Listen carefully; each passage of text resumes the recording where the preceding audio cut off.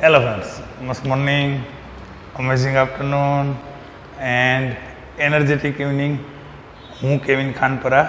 આપણે આજે એક નવમું ચેપ્ટર જે ઓલમોસ્ટ આપણું પૂર્ણ થઈ ગયું છે. આ નવમું ચેપ્ટર છે ત્રિકોણમિતિનો ઉપયોગ. ઓકે, તો આ ત્રિકોણમિતિનો ઉપયોગ છે ઓકે, એમાંથી આ વર્ષ માટે આપણે આટલા જ દાખલાઓ સોલ્વ કરવાના હતા. ઉદાહરણ નંબર 1, 2, 3 અને સ્વાધ્યાય 9.1ના દાખલા નંબર 1 થી 5. બરોબર, આ 8 જ દાખલાઓ સોલ્વ કરવાના હતા જે આપણે 2 લેક્ચરમાં કમ્પ્લીટ કરી નાખ્યા હતા. આગળ જતા આ ત્રિકોણમિતિનો ઉપયોગ આવશે. ત્રિકોણમિતિનો જે પરિચય છે એ આગલા ધોરણમાં આવશે, પણ આનો ઉપયોગ જે છે અવક્ષેદ કોણ, ઉત્સેદ કોણ એવા દાખલાઓ કંઈ આવવાના નથી. ઓકે, આગલા ધોરણમાં. તો હવે આપણે શું કરશું મિત્રો, આ ચેપ્ટરનું વેઇટેજ 4 માર્ક્સનું છે. ખાલી 8 દાખલાઓ સોલ્વ કરવાના છે. આપણે પહેલા અને બીજા 2 લેક્ચરમાં 8 દાખલા અને અમુક ઓબ્જેક્ટિવ પણ સોલ્વ કર્યા હતા. તેમ છતાં ઘણા મિત્રોની એવું કહેવાનું હતું કે સાહેબ હજી એકવાર આ ચેપ્ટરનું રિવિઝન કરાવી દો. તો તમને ટેક્સ્ટ બુકના તમામ દાખલાઓ છે એ તો ત્યાં તમને પહેલા 2 લેક્ચરમાં જોવા મળશે જ, જેટલા પૂછાવાના છે એટલા 8 દાખલા. આજે આપણે એના જેવા, આના જેવા બીજા એક્સ્ટ્રા સમ છે એ ગણશું. ઓકે, અને બીજું મિત્રો આમાં આપણે 4 વ્યાખ્યાઓ શીખાતા, એ વ્યાખ્યા તમને જે એકવાર રિપીટ કરી દો. ઓકે, પહેલી હતી આપણી સમક્ષિતિજ રેખા. કઈ હતી પેલી વ્યાખ્યા? હતી ક્ષિતિજ રેખા કહેવાય એને, અને એનું બીજું નામ હતું સમક્ષિતિજ રેખા. આ શું? તો કે નિરીક્ષક, એટલે કે જે ઓબ્ઝર્વ કરવાનું છે, જે નિરીક્ષણ કરવાનું છે. ઓકે, એની આંખમાંથી ઘણા બધા કિરણો નીકળતા હોય, એની આંખમાંથી ઘણા બધા કિરણો નીકળતા હોય, પણ એની આંખમાંથી એક એવું કિરણ નીકળે કે જે પૃથ્વીની સપાટીને સમાંતર હોય. જે પૃથ્વીની સપાટીને કેવું હોય? સમાંતર હોય. તો આ જે કિરણ નીકળે છે પૃથ્વીને સપાટીને સમાંતર કિરણ. ઓકે, આને આપણે ક્ષિતિજ રેખા કહીએ છીએ. એટલું ક્લિયર થઈ ગયું?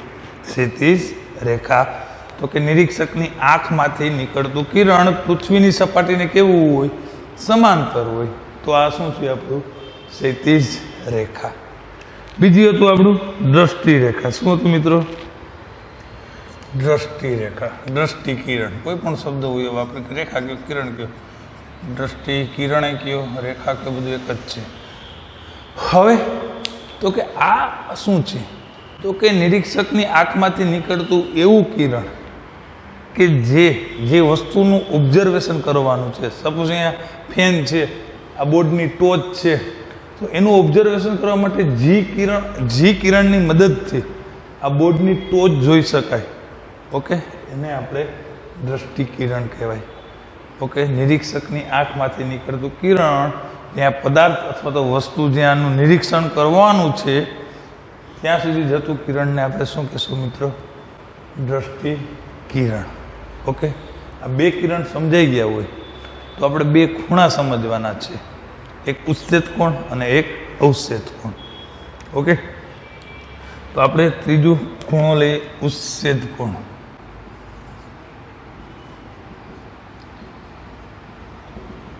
આપણે આના જ દાખલા આવશે, જે કહી દઉં તમને. ચોથું અવક્ષેદ કોણ. આ વર્ષ માટે સિલેબસમાં નથી. અવક્ષેદ કોણ શું છે એ તમને સમજાવી દઉં છું, પણ આ વર્ષ માટે આપણે ફક્ત ઉત્સેદ કોણ વાળા દાખલા આવશે. દાખલાના પ્રકાર કેટલા આવશે એ આગળ તમને કહી દઉં છું. હવે જો ઉત્સેદ કોણ ક્યારે બને, તો કે જે પદાર્થનું ઓબ્ઝર્વેશન કરવાનું છે એ નિરીક્ષકની આંખ કરતાં ઉપર હોય. એટલો મતલબ કે વસ્તુને જોવા માટે તમારે મસ્તકને ઊંચું કરવું પડે. દાખલા તરીકે બોર્ડની ટોચ જોવી છે મારે, ઓકે, અથવા તો દાખલા નંબર 1 થી 5 લખાઈ જોવું છે, તમારે મસ્તક છે, મારે કે તમારે ગમે એ ઊભા રહ્યો, એને મસ્તક છે ઊંચું કરવું પડે. એનો મતલબ કે જે આ વસ્તુનું ઓબ્ઝર્વેશન કરવું છે એ તમારે આંખની સપાટીથી ઉપર હોય ત્યારે ઉત્સેદ કોણ બને. દાખલા તરીકે આ છે અહીંયા નિરીક્ષક, આ બિંદુ કોણ છે? નિરીક્ષક. ઓકે, અહીંયા એક પદાર્થ પડ્યો છે, અહીંયા શું પડ્યું છે? એક પદાર્થ.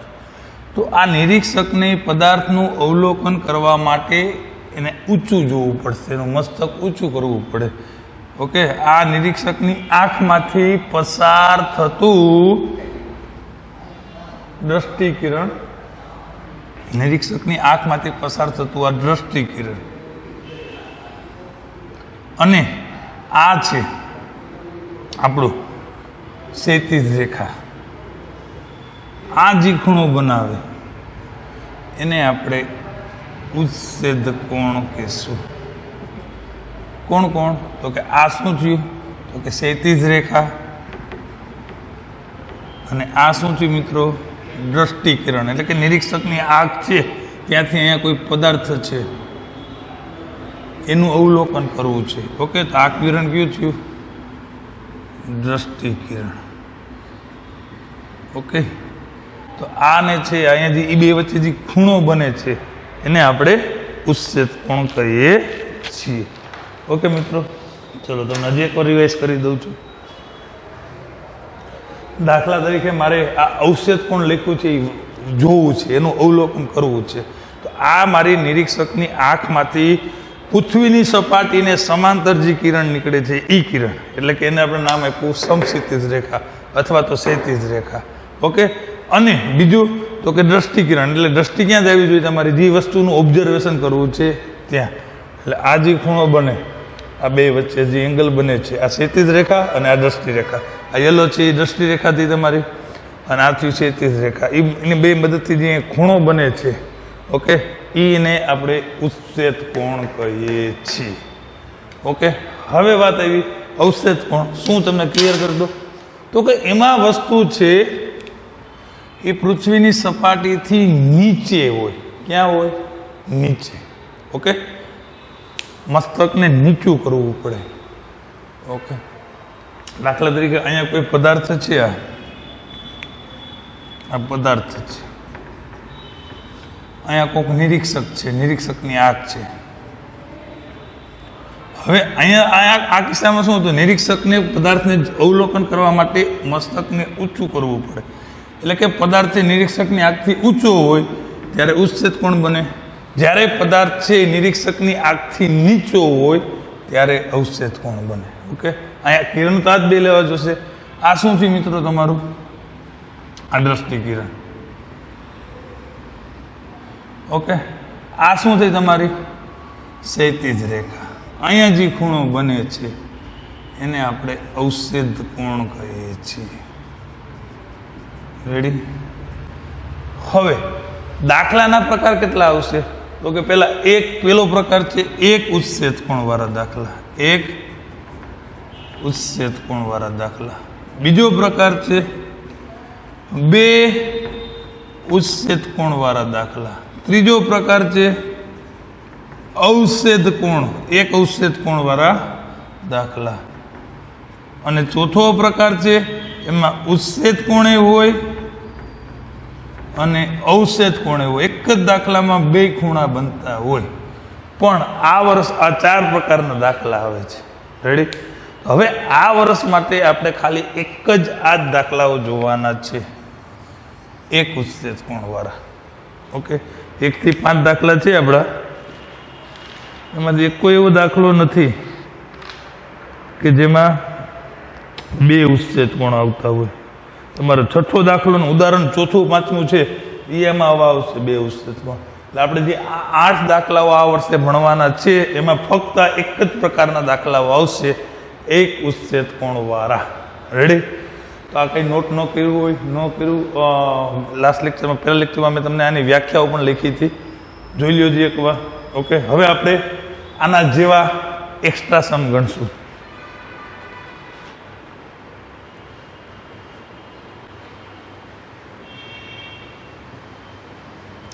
ચલો મિત્રો, તો એટલું ક્લિયર થઈ ગયું છે. તો હવે આપણે એક્સ્ટ્રા દાખલાઓ જોઈએ. આમાં સમજાઈ ગયું ને? અવક્ષેદ કોણ એટલે આ નિરીક્ષકની આંખ અને એમાં પદાર્થ નીચે હોય આંખની સપાટીથી. આ ક્ષૈતિજ રેખા અને એમાં દ્રષ્ટિ રેખા નીચે જાય. અહીંયા જે ખૂણો બને છે અહીંયા આ બે સ્કેલની વચ્ચે એને આપણે અવક્ષેપ કોણ કહીએ. ઉચ્છેદ કોણમાં તો કે ક્ષિતિજ રેખાની અન્ય હોય, પદાર્થ ઉપર હોય, આમાં પદાર્થ નીચે હોય, એટલે આમાં દ્રષ્ટિકિરણ ઊંચું જતું હોય, આમાં દ્રષ્ટિકિરણ નીચે આવતું હોય. આ આપણું ક્ષિતિજ કિરણ થયું અને આ દ્રષ્ટિકિરણ થયું. ઓકે, ચલો ક્લિયર થશે.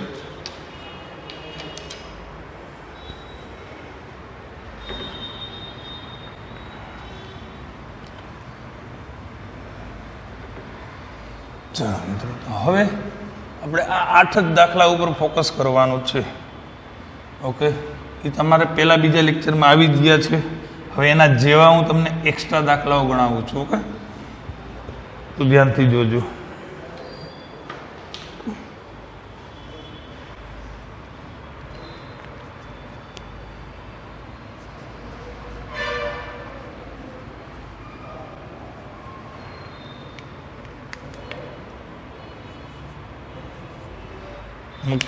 ચલો મિત્રો, પેલા દાખલાની રકમ લખું છું.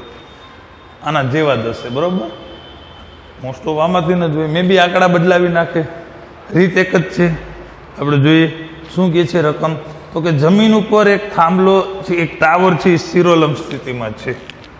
તો પેલો દાખલો, જમીન પર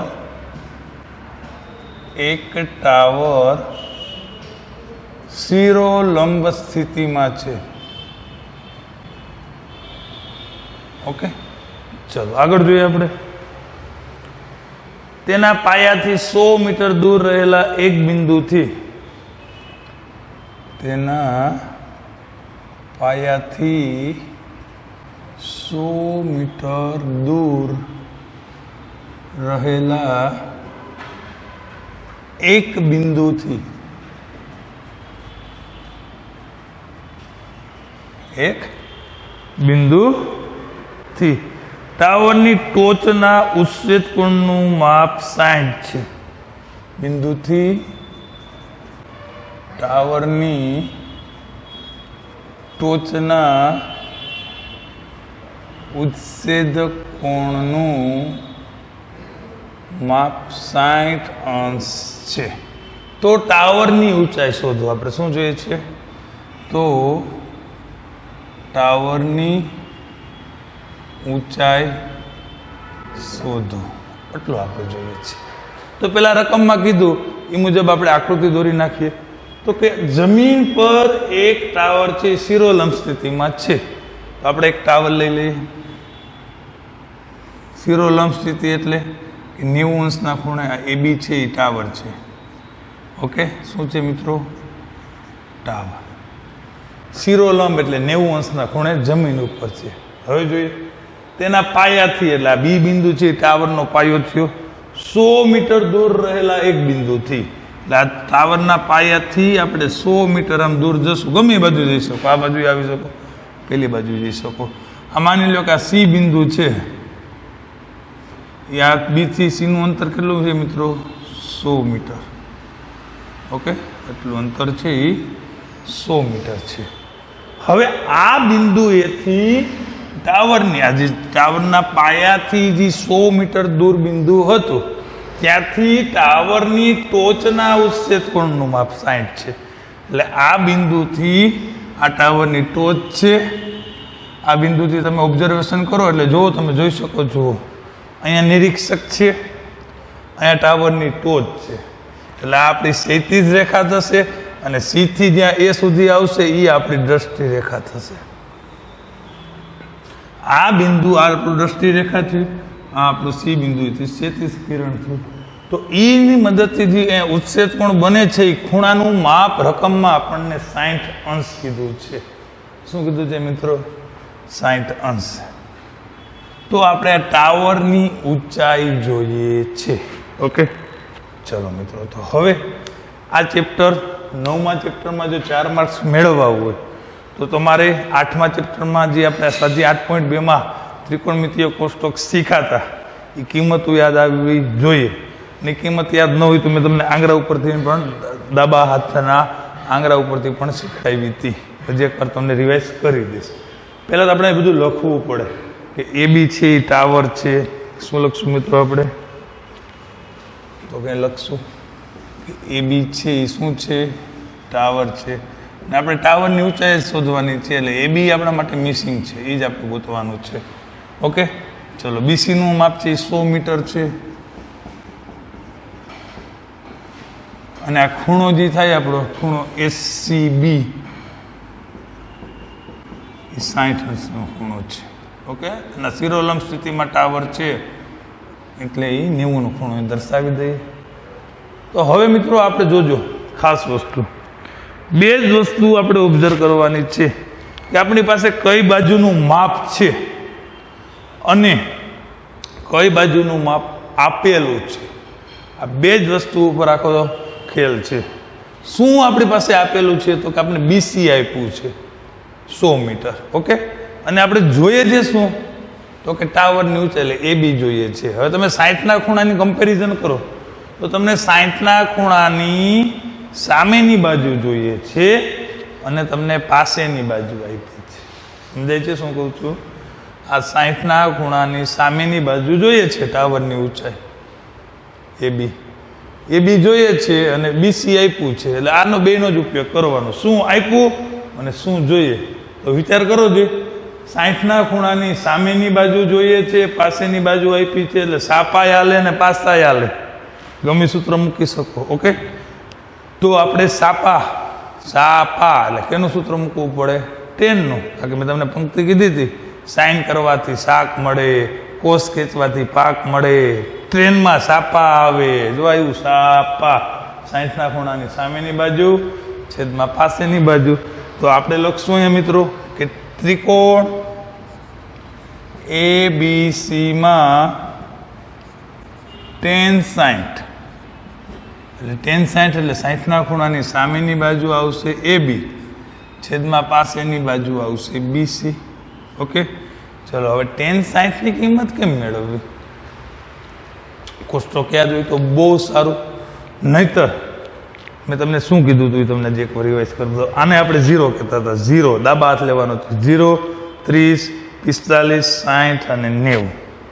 હવે જે પણ ખૂણો જોતો હોય, ઓકે, સાઇન જોતું હોય તો ઘડિયાળના કાંટાની દિશામાં જવાનું. સમજાય છે?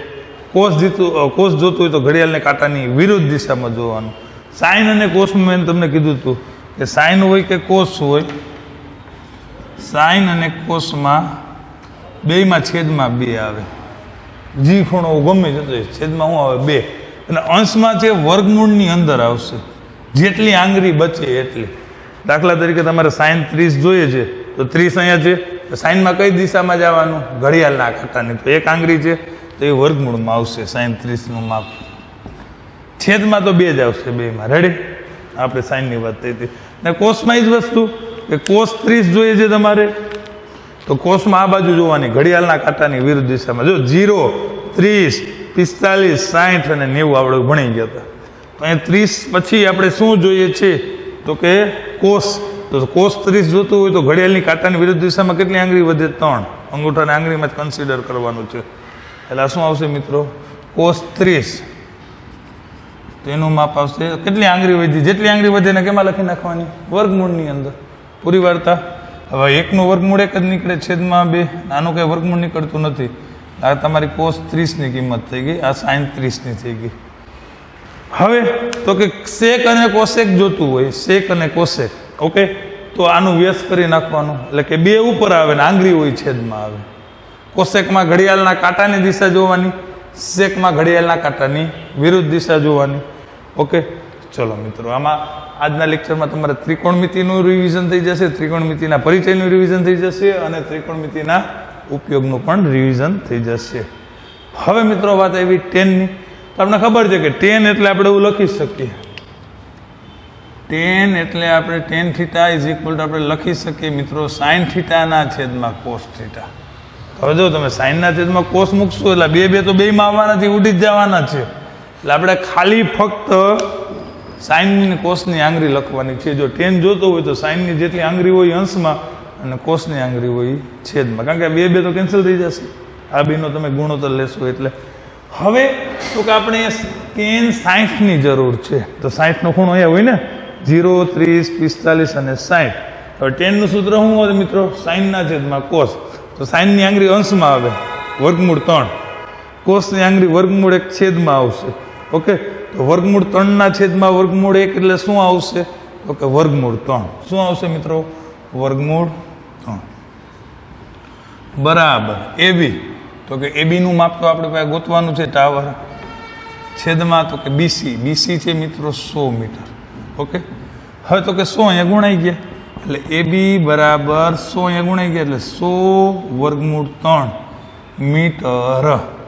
હવે તો કે આપણે રકમમાં જો કીધું હોય કે કાઉન્સમાં કે વર્ગમૂળ 3 બરાબર 1.73 લો. ઓકે, બીજી એક વસ્તુ, વર્ગમૂળ 2 ની કિંમત 1.41 છે. આ કીધું હોય તો આનો યુઝ કરવાનો, પણ આ દાખલામાં મારા ખ્યાલથી લગભગ કીધું નથી. કીધું છે કાઉન્સમાં કે વર્ગમૂળ કીધું હોય કે ન કીધું હોય આપણે લઈ નાખીએ. ચાલો કે વર્ગમૂળ 3 ની જગ્યાએ કેટલું લેવાનું? તો કે 1.73. ચલો તો આપણે લખશું તો કે એબી બરાબર 100. વર્ગમૂળ 3 ની જગ્યાએ 1.73 મૂકો એટલે 173 ના છેદમાં 100 થશે. 100 કેન્સલ થઈ ગયા. એબી બરાબર 173 મીટર. છેલ્લે મિત્રો તમારે જવાબ લખવાનો છે કે આમ ટાવરની ઊંચાઈ 173 મીટર છે. ઓકે મિત્રો, તો આ બે માપ ખાસ લખી લેજો, વર્ગમૂળ 3 અને વર્ગમૂળ 2 નું માપ. ઓકે, તો ચલો મિત્રો, આપણી એક્સ્ટ્રા દાખલો છે તો તમે વિડીયો પુશ કરી અને નોટ કરી લ્યો, રકમ અને દાખલો બે.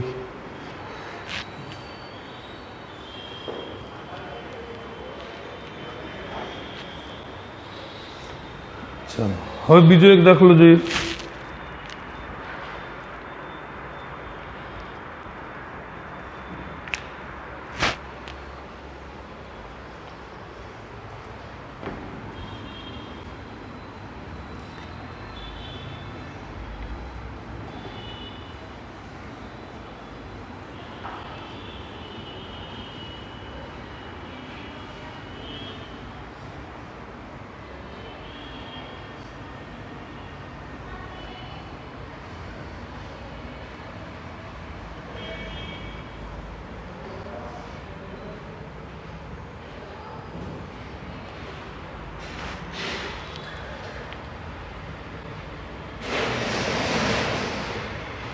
ઓકે, ચલો મિત્રો, આપણો દાખલા નંબર 2 બહુ મજાનો દાખલો છે.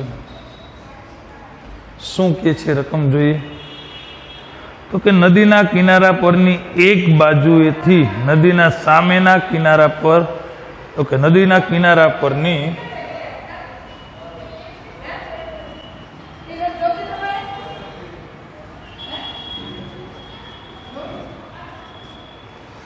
નદીના કિનારા પરની એક બાજુથી એથી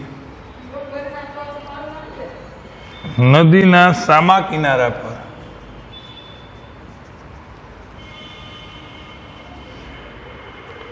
આવેલા મંદિરની ટોચના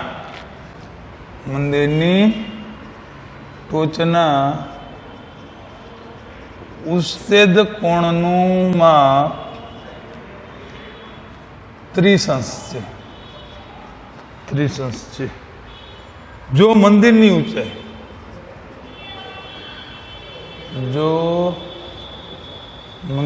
ઊંચાઈ 20 મીટર હોય તો નદીની પહોળાઈ શોધો. તો નદીની પહોળાઈ શોધો. ઓકે, ચલો મિત્રો, આ રીતનો દાખલો છે. શું કે છે રકમ તો કે રકમમાં જોઈને આકૃતિ દોરી નાખવાની. નદીનો કિનારા પરની એક બાજુએ નદીના સામા કિનારા ઉપર એક મંદિર છે. એટલે આપણે એક નદીનો કિનારો દોરી લઈએ. ચલો મિત્રો,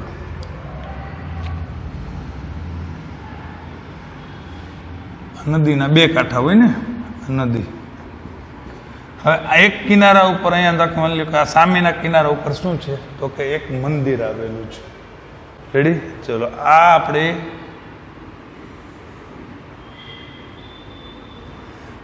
આપણું એબી છે મિત્રો, એને આપણે મંદિર કહી દઈએ. રેડી? હવે જોજો રકમ રખાય. પાછું એકવાર રિપીટ કરું છું. નદીના કિનારા પરની એક બાજુએથી નદીના સામા કિનારા પર, આ એક કિનારાથી આપણે જોયું તો નદીના સામા કિનારા પર આવેલા મંદિરની ટોચના ઉચ્ચેદ કોણનું માપ 30 છે.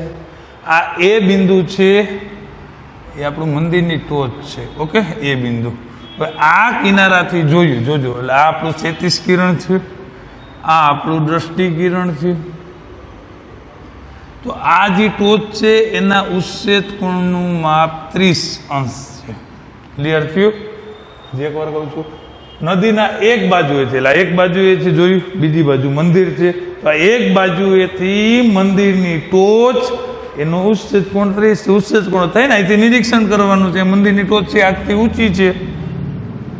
હવે મંદિરની ઊંચાઈ 20 મીટર છે. જોજો મિત્રો, મંદિરની ઊંચાઈ શું છે?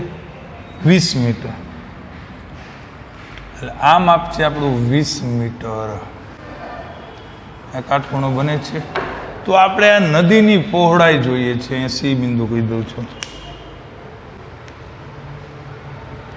શું જોઈએ છે? નદીની પહોળાઈ BC. નદીની પહોળાઈ શોધવાની છે.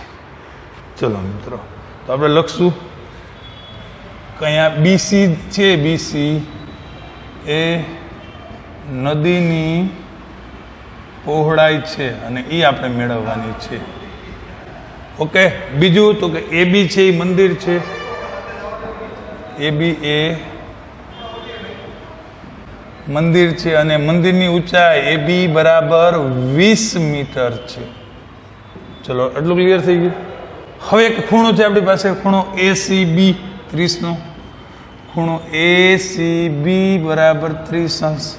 હવે મિત્રો વિચાર કરો કઈ બાજુ જોવાની છે? તો કે જે બાજુ આપી છે એ અને જે જોઈએ છે એ. આપણે નદીની પહોળાઈ જોઈએ છે એટલે BC જોઈએ છે, અને આપ્યું છે કોણ? તો કે AB 20. એટલે તમે ઓબ્ઝર્વ કરો તો આપણે 30ના ખૂણાની સામેની બાજુ આપી છે, પાસેની બાજુ જોઈએ છે. તો સાપા ક્યાં આવે? ટ્રેનમાં આવશે. આપણે કયો ત્રિકોણના સંદર્ભમાં લખીએ છીએ? તો કે ત્રિકોણ ABCમાં 10 30. 10 સમજાઈ ગયું? કામ લીધું? તો કે 30ના ખૂણાની સામેની આપી છે ને પાસેની જોઈએ છે. ગયા દાખલા ઊંધું હતું. જે ખૂણો તો એની પાસેની આપી હતી ને સામેની જોતી હતી. હવે તેને કોટે લઈ શકો તો વ્યસ્ત થઈ જાય. તો 10 30 બરાબર 30ના ખૂણાની સામેની બાજુ મિત્રો AB છેદમાં પાસેની બાજુ તો કે BC. હવે 10 30 કેમ મેળવવું? તમને ખબર છે કે 30નો ખૂણો અહીંયા હોય. 10 એટલે સાઈનના છેદમાં કોસ, તો સાઈન બાજુ 1 આંગળી, કોસ બાજુ 3 આંગળી, એટલે 1નું વર્ગમૂળ 1 અને 3નું વર્ગમૂળ તો કે વર્ગમૂળમાં 3. એટલે 10 30ની કિંમત આવશે મિત્રો 1ના છેદમાં વર્ગમૂળ 3. AB તો કે ABનું માપ છે 20 મીટર. BC તો કે BC આપણે જોઈએ છે. BC એ ઉપર અંશમાં આવી જાય એટલે BC અને વર્ગમૂળ 3 માં ઉપર આવી જાય. વર્ગમૂળ 3ની કિંમત હમણાં આપણે લીખી હતી 1.73, તો મૂકી દઈએ. BC બરાબર 20 ગુણ્યા 1.73 એટલે 173ના છેદમાં 100. એક 0 વયો જાય. તો અહીંથી ઘણા મિત્રો એવું કરે કે 2 5 10 અને 5 વડે પછી ભાંગવા પડે ને. 5 કે એકમનો 5 કે 0 નથી, એ 5 વડે ભંગાય. તો પછી 2 5 10 શું કામ કરવા? તમને વિચારો છે, તમને ભાંગવું હેલું પડે કે ગુણવું હેલું પડે? ભાંગવા માટે ઘણાને રફ વર્ક કરવું પડે, પણ ગુણમાં હું એમને થઈ જાય. અને ગુણીને પોઈન્ટ પછી એક આંકડો મૂકી દો તો બી સ્માર્ટ વર્ક કરો. તો BC એટલે 3 2 6 અને 17 2 34, 10 છે છેદમાં એટલે પોઈન્ટ પછી એક અંક એટલે 34.6 મીટર. અને છેલ્લે તમારે જવાબ કેમ લખવો એ ખબર છે.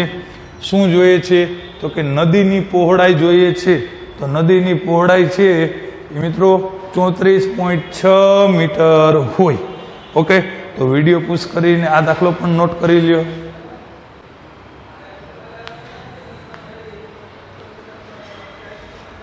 ચલો આગળ એક જોઈએ.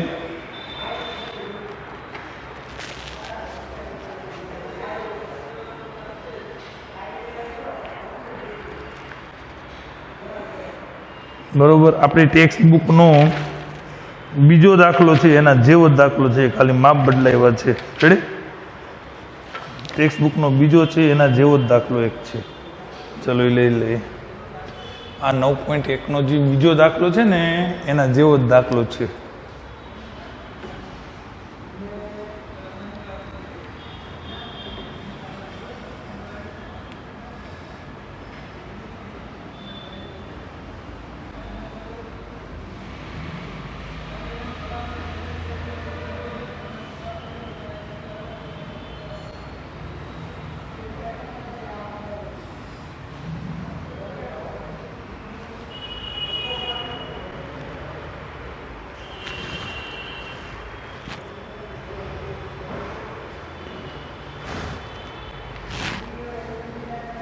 ચલો આપણો એક્સ્ટ્રા દાખલો ત્રીજો.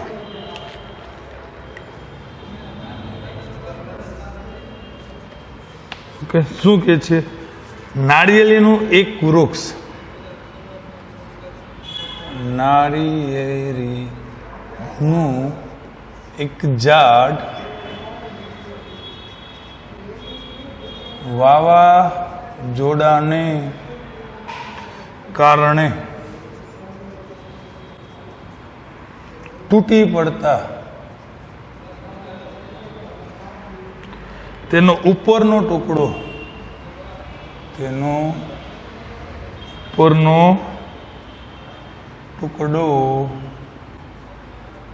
જમીન સાથે 30 અંશનો ખૂણો બનાવે છે. ખૂણો બનાવે તેમ સ્પર્શે છે. ઝાડના થડથી ટોચનું અંતર 15 મીટર હોય. ઝાડના થડથી ટોચનું અંતર 15 મીટર હોય તો ઝાડની ઊંચાઈ શોધો. હવે સેમ આપણે દાખલો બીજો ભણ્યા હતા. આપણે સ્વાધ્યાય 9.1નો બીજો દાખલો આપણે ભણ્યા હતા. ઓકે, શું કે છે મિત્રો? ખાસ રકમ જોજો. તો કઈ નાળિયેરીનું એક પહેલા તો ઝાડ દોરશું આપણે. બરોબર? ચલો મિત્રો, આ નાળિયેરીનું એક ઝાડ છે.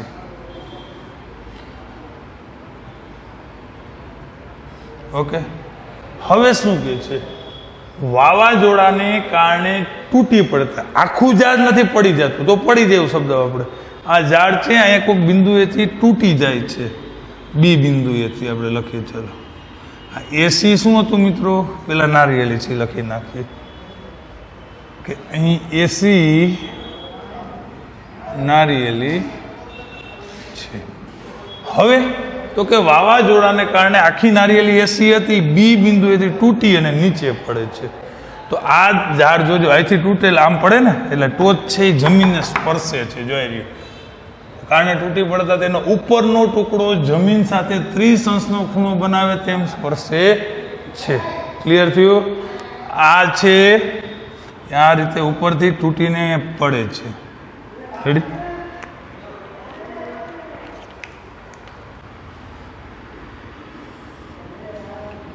ડી બિંદુ કહી દઈએ અથવા તો એ ડેશ ડી કહી દઈએ. ચલો ને, આ બે વસ્તુ હરખી જ થાય. સમજાય છે મિત્રો? હજી એ બી હતું, તૂટીને નીચે પડ્યું અને અહીંયા જમીન સાથે 30 અંશનો ખૂણો બનાવે છે. ઓકે, ચલો તો હવે આ 30 અંશનો ખૂણો બનાવે છે. હવે શું કહે છે? તો કે ઝાડના થડથી ટોચનું અંતર 15 મીટર છે. શું છે મિત્રો? પહેલા લખી નાખીએ કે એ બી કયો કે બી ડી કયો, બે વસ્તુ હરખી જ છે. એટલે આપણે લખશું કે અહીં એ બી બરાબર બીડી છે. હા, કે એ બી શું હતું? તો કે એ બી છે આખી નારિયેલી એસી હતી. એસી ને લખી દઈએ નારિયેલી. ઓકે, હવે જોજો, આખી નારિયેલી હતી એ વાવાઝોડાને કારણે અહીંથી તૂટી ગઈ ને બીડી થઈ ગઈ. તો આ ભાગ હોય એટલો જ આ ભાગ હોય, એટલે કે એબી અને બીડી બે સમાન છે. રેડી? હવે શું કહે છે રકમ જોઈએ. અને ઉપરનો ટુકડો છે એ ઉપરનો ટુકડો એ જમીન સાથે અહીંયા 30 અંશનો ખૂણો બનાવે તેમ સ્પર્શે છે. ઝાડના થડથી, હવે ઝાડનું થડ એટલે સી બિંદુ છે, ત્યાંથી ટોચનું અંતર 15 મીટર છે. હવે પેલા નારિયેળીની ટોચ જ્યારે વાવાઝોડું નહોતું આવ્યું ત્યારે અહીંયા એ બિંદુ એ હતી. હવે વાવાઝોડાને કારણે પડી ગયું છે ઝાડવું, તો ટોચ છે ક્યાં બિંદુએ આવી ગઈ? ડી બિંદુએ. હવે જે તમને ટોચ કે છે તમારે એ બિંદુ નથી વિચારવાનું, ડી બિંદુએથી વિચારવાનું છે. એટલું ક્લિયર થયું કે વાવાઝોડું આવ્યું એ પહેલા ટોચ અહીંયા એ બિંદુએ હતી, હવે અહીંથી પડી ગયું છે, ટોચ અહીંયા આવી ગઈ છે ડી બિંદુએ.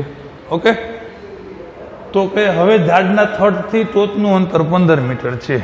ઝાડના થડથી ટોચનું અંતર આ 15 મીટર છે. રેડી? તો ઝાડની ઊંચાઈ જોઈએ છે. આપણે લખશું કે સીડી બરાબર 15 મીટર. અને આપણે શું જોઈએ છે? આખા ઝાડની ઊંચાઈ. એટલે ઝાડ શું હતું? એસી જોઈએ છે. શું જોઈએ છે? તો એસી જોઈએ છે. ચલો મિત્રો, હવે જોજો તમારે આપણી પાસે આ જે ત્રિકોણ છે, ઓકે, એમાં અહીંયા કાટખૂણો બને છે. તો હવે આપણે આખું એસી કેમ મળે? તો કે બીસી અને એબી નો સરવાળો કરી નાખવાનો. કોનો? બીસી નો અને એબી નો. બીસી કેમ મળે? તો કે 30 ના ખૂણાની સામેની બાજુ જોઈએ છે, પાસેની બાજુ આપી છે. ભાઈ એબી તો કે ચિત્રમાં જ નથી ત્રિકોણમાં, એટલા માટે જ આપણે લખ્યું. એબી કોના જેવડું છે? બીડી જેવડું છે. તો હવે બીડી મેળવી લ્યો. બીડી તો ત્રિકોણમાં છે, કર્ણ. તો 30 ના ખૂણાની પાસેની બાજુ આપી છે ને કર્ણ જોઈએ છે. પાક કોષમાં કોષ ખેંચવાથી પાક મળે. એટલે જો આ મેળવી લ્યો તો બીડી જેવડું કોણ થઈ જાય? એબી. એટલે એબી અને બીસી બંને મળી જાય ને એનો આપણે સરવાળો કરી નાખીએ એટલે આપણે આખું ઝાડ મળી જાય. શું ક્લિયર? ચલો મિત્રો, તો હવે આપણે પહેલા ગમે મેળવી શકીએ. પહેલા બીસી જોતું હોય તો વિચારો ક્યુ સૂત્ર લગાડવાનું, ક્યુ ત્રિકોણમિતીય ગુણોત્તર લેવાનું. તો કે 30 ના ખૂણાની સામેની બાજુ જોઈએ છે, પાસેની બાજુ છે, તો સાપ આ ટ્રેનમાં આવે. ઓકે, આટલું ક્લિયર થઈ ગયું. તો હવે આપણે લખશું કે ત્રિકોણ બીસીડીમાં, ત્રિકોણ બીસીડીમાં ખૂણો બીડીસી બરાબર 30. ઓકે, ખૂણો બીડીસી બરાબર 30. ઓકે, તો આપણે પહેલા tan 30 લેશું. તો tan 30 એટલે 30 ના ખૂણાની સામેની બાજુ તો કે બીસી, છેદમાં પાસેની બાજુ તો કે સીડી. હવે tan 30 નું મૂલ્ય કેમ મેળવવું? હમણાં આપણે ગયા દાખલા મેળવ્યું હતું. એકવાર તમને પાછું રિપીટ કરી દો. 30 અહીંયા હોય, tan એટલે સાઇનના છેદમાં કોસ, એટલે સાઇનની 1 આંગળી તો 1 નું વર્ગમૂળ 1, કોસની 3 આંગળી તો 3 નું વર્ગમૂળ, વર્ગમૂળમાં 3, એટલે tan 30 મળે મિત્રો 1 ના છેદમાં વર્ગમૂળ 3. બીસી તો કે બીસી તો આપણે મેળવવું છે. સીડી તો કે સીડી છે 15 મીટર, એટલે 15 અહીંયા ઉપર આવી ગયું, એટલે 15 ના છેદમાં વર્ગમૂળ 3 એટલે શું હોય? બીસી. માટે બીસી બરાબર 15 ના છેદમાં વર્ગમૂળ 3. ખાલી ક્રમ આડાવરો લખ્યો, 15 અહીંયા ઉપર આવી ગયું, એટલે 15 ના છેદમાં વર્ગમૂળ 3 બરાબર બીસી જેવું. એટલે બીસી ને પહેલા લખ્યું ને આને પછી લખ્યું. ચલો મિત્રો, બીસી મળી ગયું. હવે આપણે જો એબી મળી જાય તો આખું બેનો સરવાળો કરી નાખીએ એટલે આખું ઝાડ મળી જાય. અને એબી ગોતવા માટે એબી કઈ ત્રિકોણના ચિત્રમાં ક્યાંય કોઈ બાજુ નથી, એટલે એબી ડાયરેક્ટ ન મળે, પણ આપણે એબી જેવડું કોણ હતું? બીડી. આ બીડી આપણને મળી જાય. ઓકે, બીડી કેમ મળે? 30 ના ખૂણાની સામેની બાજુ, સોરી 30 ના ખૂણાની પાસેની બાજુ છેદમાં કર્ણ. પાક કેમાં મળે? કોષમાં. એટલે આપણે ત્રિકોણનો ઉલ્લેખ કર્યો જ છે, એટલે આપણે અહીંથી ડાયરેક્ટ લખશું મિત્રો cos 30. એટલે cos 30 માં શું લખશું? 30 ના ખૂણાની પાસેની બાજુ એટલે સીડી છેદમાં કર્ણ તો કે બીડી. હવે જોઈ લઈએ cos 30 શું મળે? cos 30 જોજો મિત્રો, 30 નો ખૂણો અહીંયા હોય, કોષમાં કઈ બાજુ જવાનું? વિરુદ્ધ દિશામાં ઘડિયાળના કાંટાની વિરુદ્ધ દિશામાં જો 3 આંગળી છે. આપણે કોષમાં નિયમ છે આ આંગળીઓ એને વર્ગમૂળમાં લખવાનું, છેદમાં 2 ફિક્સ છે એટલે વર્ગમૂળ 3/2 મળે. સીડીનું માપ કેટલું છે તો કે 15 છે. બીડી છે એ ખબર નથી. રેડી? તો હવે જો જે બીડી છે એ ઉપર આવી જશે 15 ગુણ્યા 2 છેદમાં વર્ગમૂળ 3. શું મિત્રો ક્લિયર? 2 ઉપર વર્ગમૂળ 3 નીચે અને બીડી ઉપર. તો બીડી બરાબર શું થાય? 15 2 30 છેદમાં વર્ગમૂળ 3. હવે તમે જોઈ શકીએ આપણે કે બીડીની જગ્યાએ શું લખી શકીએ? એ બી. એટલે આપણે બીડીની જગ્યાએ એ બી લખશું. માટે એ બી બરાબર 30 છેદમાં વર્ગમૂળ 3. અને કાઉન્સમાં હિન્ટ લખી નખાય કે અહીં એ બી બરાબર બીડી છે. ચલો એટલું ક્લિયર થઈ ગયું. હવે આપણે શું જોઈએ છે તો કે નારિયેળીના ઝાડની ઊંચાઈ એટલે કે એસી જોઈએ છે. આ એ બી અને સી સમરેખ છે. ચલો આપણે લખશું મિત્રો છેલ્લે કે અહીં એ સમરેખ બી સમરેખ સી છે. માટે એસી આખું એસી જોતું હોય તો આ 2 કટકાનો સરવાળો કરવો પડે એટલે એ બી વત્તા બીસી. ઓકે, તો એસી શું થશે? એ બીનું માપ અહીં આપણે મેળવું 30 છેદમાં વર્ગમૂળ 3 વત્તા બીસી એટલે અહીંયા મેળવું 15 છેદમાં વર્ગમૂળ 3. હવે મિત્રો અહીંયા આપણે જોઈ શકીએ છીએ છેદ છે એ સરખા છે. છેદ સરખા છે તો અંશનો ડાયરેક્ટ સરવાળો 30 ને 15 કેટલું થાય તો કે 45. એટલે કે 45 છેદમાં વર્ગમૂળ 3. તો હવે શું કરશું? અહીંયા શું કરશું તો કે વર્ગમૂળ 3 છેદમાં સારું ન લાગે એટલે આપણે ઉપર નીચે વર્ગમૂળ 3 વડે ગુણી નાખીએ. એટલે અહીંયા ઉપર શું થઈ ગયું તો કે 45 વર્ગમૂળ 3 છેદમાં વર્ગમૂળ 3 ગુણ્યા વર્ગમૂળ 3 એટલે ખાલી 3 થઈ જાય. 45 ભેગા 3 કરીએ એટલે 15 વર્ગમૂળ 3. એકમ શું હતો મિત્રો? મીટર. શું હતો? મીટર. રેડી? આપણને રકમમાં ક્યાંય કાઉન્સમાં આપ્યું નથી કે વર્ગમૂળ 3 એટલે 1.73 લ્યો. આપ્યું હોય તો અહીંયા વર્ગમૂળ 3 ની જગ્યાએ 1.73 લઈ લેવાનું. છેલ્લે તમારે જવાબ લખવાનો છે ખાસ. આનો ભૂલાય, આનો અડધો માર્ક્સ હોય. ઓકે, તો છેલ્લે આપણે જવાબ લખશું કે આમ નારિયેળીના ઝાડની ઊંચાઈ 15 વર્ગમૂળ 3 મીટર છે. ઓકે, તો વિડીયો પુશ કરીને આ નોટ કરી લ્યો.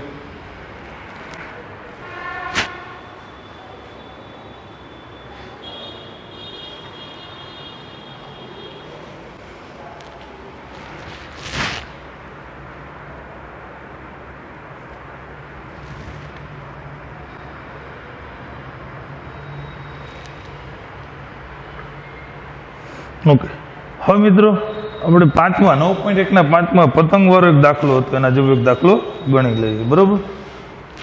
આ 5મો દાખલો જે છે એમાં પતંગની દોરી વાળો દાખલો છે, એના જેવો જ આંકડા બદલાવીને આપણે એક એક્સ્ટ્રા દાખલો ગણી લઈએ. હવે આ બેમાં જોઈ લેજો. તમારી જે આ દાખલો છે ટેક્સ્ટબુકનો બીજો દાખલો છે સ્વાધ્યાય 9.1નો. ખાલી ગણતરી આમ જ હશે, ખાલી અહીંયા આંકડા બદલા છે. 15ની જગ્યાએ ત્યાં આઈ થિંક 8 આવતું.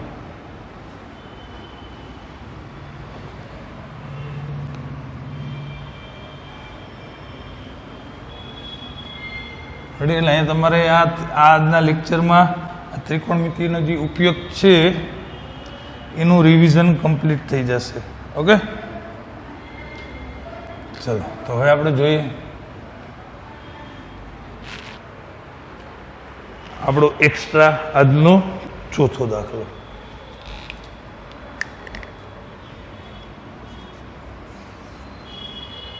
ઓકે, ચલો શું કહે છે ચોથો દાખલો? એક પતંગની દોરી 100 મીટર લાંબી છે. એક પતંગની દોરી 100 મીટર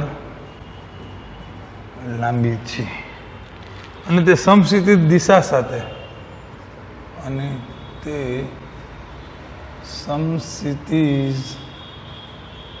દિશા સાથે 60 અંશનો ખૂણો બનાવે છે.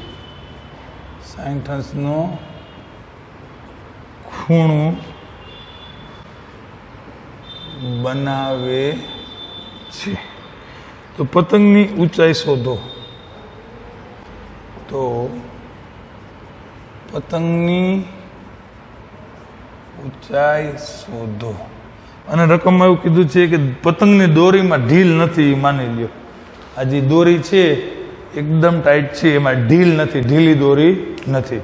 ઓકે, તો હવે જોઈએ આપણે.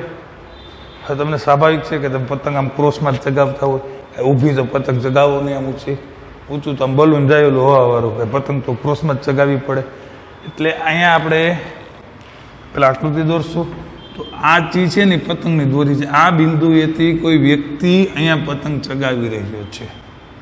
આ આપણું પૃથ્વીની સપાટીથી ઊંચી, અને આ આપણી સમશીતોષ રેખા.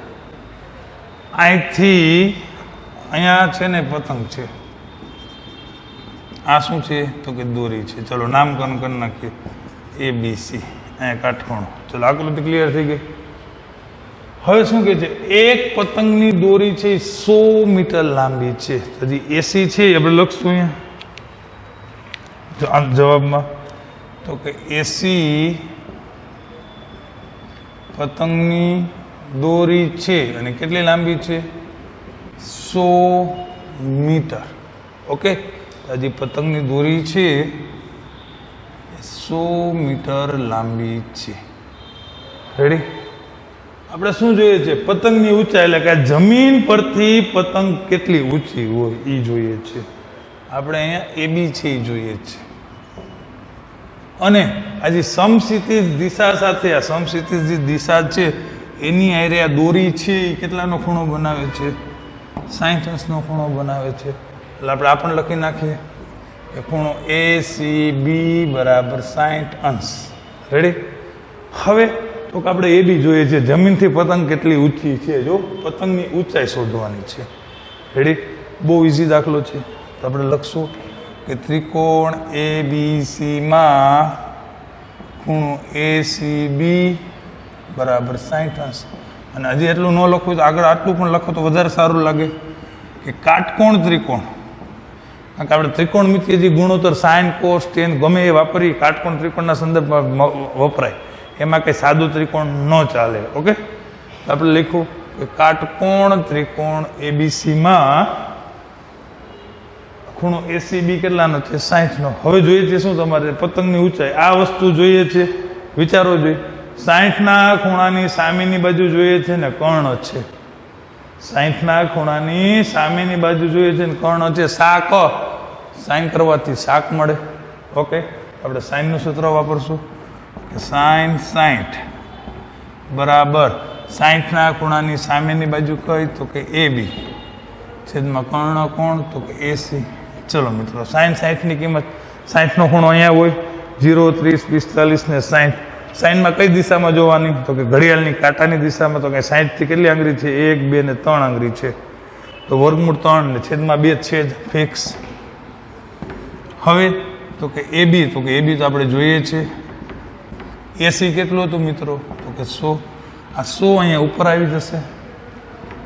એટલે 100 ગુણ્યા વર્ગમૂળ 3 છેદમાં 2 બરાબર AB. છેદ ઉડાડો, 50 200. એટલે AB બરાબર શું મળ્યું મિત્રો?